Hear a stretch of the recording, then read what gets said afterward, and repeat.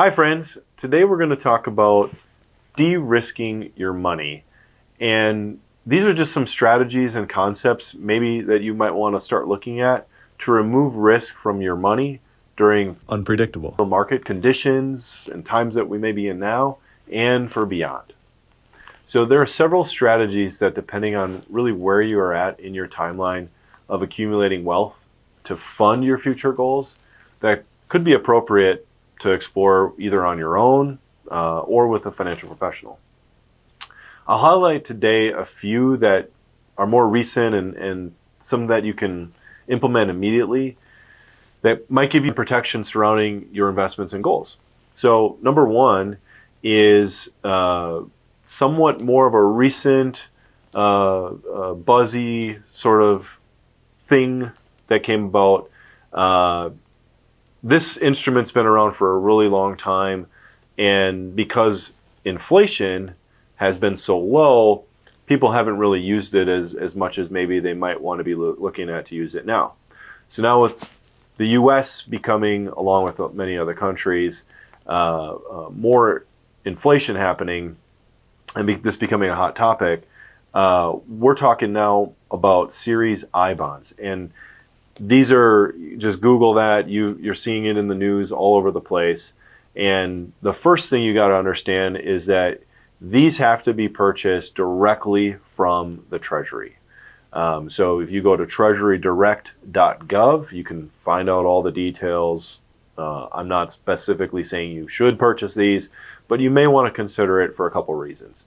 So suffice to say, they're a bond issued by the government that tracks the prior 6 months of inflationary numbers, and based on those figures, the next 6 months of bond issuances are based off of those higher rates. So for example, November of 2021 to April of 2022, the current rate on those bonds, if you go on the website, is 7.12%.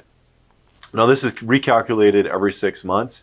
So if inflation continues to stay high, which it looks like it's projected to be, these bonds from an annualized income perspective will continue to be 7, maybe 8 or 9% or higher. And so this new issuance here coming in May will be slightly higher than the 7.12%. Now there's some limitations here. You can't just stick all your money in this low risk or no risk investment and expect to have everything at 7+% with no risk.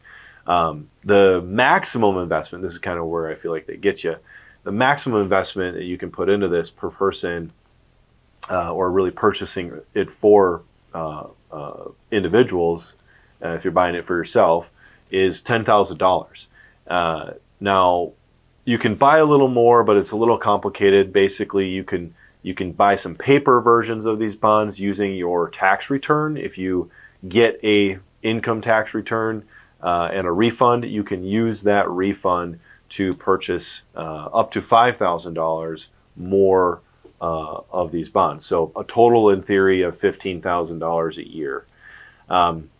There's some other caveats with early withdrawal penalties, a minimum 1-year withholding period as well. So they may not be suitable for everyone, but this could buffer some of this inflationary pressure that your investments or maybe even your savings or emergency fund has on it. And with the banking institution maybe only yielding 0.1, 0.2% on these savings accounts, this could hopefully hold up a little bit more to the inflationary pressures we're experiencing. So that's one way, kind of take away the risk of some inflationary pressure on your safe money. The second thing is really just an idea of careful consideration around diversification of your investments. It may be really, really tempting right now to move money completely out of the stock side of the market into investments with lower perceived risks, such as moving money from like large company stocks or international stocks and things to cash or even different bond types. So be careful to really consider the long range goals of some of this money, or just the time horizon in general of each of the buckets of money you're saving. As some of these guesses on where to move your money may prove detrimental to the long-term portfolio growth you'd hope to experience. All right, so that brings us to number 3 on this list. Because interest rates have started to rise, investment instruments such as fixed annuities are becoming increasingly more popular with people mainly nearing retirement or already in retirement who are looking to preserve some of their lower risk dollars, right? So things that maybe you've earmarked to bonds or other things that could be impacted with interest rates negatively.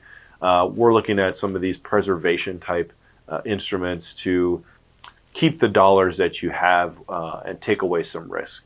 So for example, I recently reviewed the other day where an individual had an annuity invested in the market, which we also call a variable annuity. And because of how they were invested, they would have to get and basically gross more than 5% in their market investments to really net out the same rate they were getting on the current fixed annuity rates. Now, this is specific to this particular investor, but it's worth exploring and understanding that if you have market risk and you take out the cost of investing, what is the goal what's your goal return? And if you're taking on a considerable amount of risk and not really getting much for it, you have to kind of weigh what other alternatives are out there relative to that risk that you should maybe consider. And that brings us to number 4. And this is, again, something more for those nearing retirement or people who maybe have already entered retirement. Consider looking at future income products and taking basically some risk out of your market portfolio. So what is this? Well, first of all, there's been a lot of academic examples and white papers and so forth in the past 6 or so years that indicate using guaranteed income in retirement, whether it's from Social Security, income annuities, pensions, and so forth, can help increase and secure a long and prosperous retirement.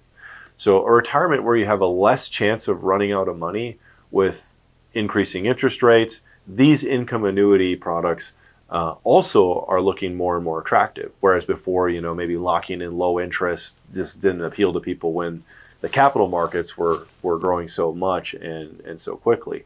So consider the example here, maybe where a retired couple has all of their expenses met through promised and guaranteed income from things like I mentioned, Social Security, pensions, and in this case also income annuities, with little reliance on their market portfolios for their daily needs. Right? You'd imagine that their money would probably last a lot longer if they didn't really need it on a daily purchase or any kind of expenses to fund their lifestyle, outside of maybe some big ticket items that happen here, more infrequently in retirement.